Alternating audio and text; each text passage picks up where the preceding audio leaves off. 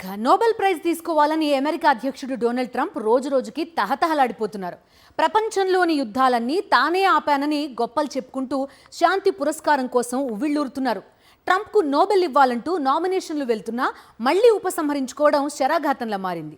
Nobel శాంతి బహుమతి ప్రతి ఏడాది శాంతి, సాహిత్యం, ఫిజిక్స్, కెమిస్ట్రీ, ఎకనామిక్స్ తో పాటు వైద్య రంగంలో అశేష సేవలందించిన వారికి ఇచ్చే అత్యుత్తమ పురస్కారం. ఇప్పటి వరకు అమెరికా నుంచి 4 అధ్యక్షులు, ఒక వైస్ ప్రెసిడెంట్ నోబెల్ శాంతి పురస్కారాలను అందుకున్నారు.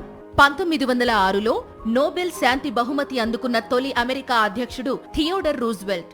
రష్యన్ జపనీస్ యుద్ధాన్ని ముగించడంలో కీలక పాత్ర పోషించినందుకు ఆయనకు నోబెల్ పురస్కారం దక్కింది. ఆ తరువాత 1920లో వుడ్రో విల్సన్, 2002లో జిమ్మీ కార్టర్, 2009లో బరాక్ ఒబామాకు ఈ పురస్కారాలు దక్కాయి. 2007లో అప్పటి అమెరికా ఉపాధ్యక్షుడు అల్ గోర్ కూడా నోబెల్ బహుమతి అందుకున్నారు. ఇప్పుడు 79 వయసులో అమెరికా అధ్యక్షుడు డొనాల్డ్ ట్రంప్ కూడా నోబెల్ బహుమతి దక్కించుకోవాలని తహతహలాడుతున్నారు. రెండోసారి అధికారంలోకి వచ్చిన తరువాత రష్యా, ఉక్రెయిన్ల మధ్య నెల రోజుల పాటు కాల్పుల విరమణకు ఒప్పించారు. దీంతో ఉక్రెయిన్కు చెందిన చట్టసభ సభ్యుడు ఒలెగ్జాండర్ మొరెస్కో ట్రంప్కు నోబెల్ శాంతి బహుమతి ఇవ్వాలంటూ నామినేట్ చేశారు. కానీ 2 దేశాల మధ్య యుద్ధం అలాగే కొనసాగడంతో ట్రంప్ వల్ల కాదంటూ ఆ నామినేషన్ను ఉపసంహరించుకున్నారు ఒలెగ్జాండర్. పహల్గామ్ దాడుల నేపథ్యంలో భారత్, పాకిస్తాన్ మధ్య పచ్చగడ్డి వేస్తే భగ్గుమనే పరిస్థితి నెలకొంది. ఇరు దేశాల మధ్య నెలకొన్న ఉద్రిక్తతల నేపథ్యంలో కాల్పుల విరమణ ప్రతిపాదన తెచ్చారు ట్రంప్.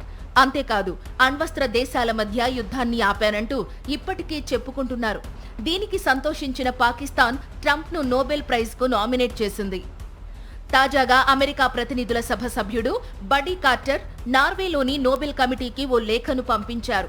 ఇరాన్, ఇజ్రాయెల్ మధ్య శాంతి ఒప్పందం కుదర్చడంలో ట్రంప్ చారిత్రాత్మక పాత్ర పోషించారని ఆ లేఖలో పేర్కొన్నారు.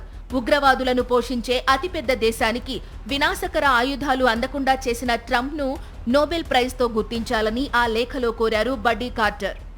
మరోవైపు ట్రంప్ సైతం తాను ఎంత కష్టపడ్డా తనకు నోబెల్ ప్రైజ్ రావడం లేదంటూ ఆవేదన వ్యక్తం చేస్తూనే ఉన్నారు. భారత్, పాక్ మధ్య యుద్ధం ఆపినా, సెర్బియా, కొసావో మధ్య పోరాటాన్ని నిలిపినా తనకు మాత్రం నోబెల్ దక్కదంటూ ఇటీవల తన సోషల్ మీడియా ట్రూత్లో పోస్ట్ చేశారు ట్రంప్.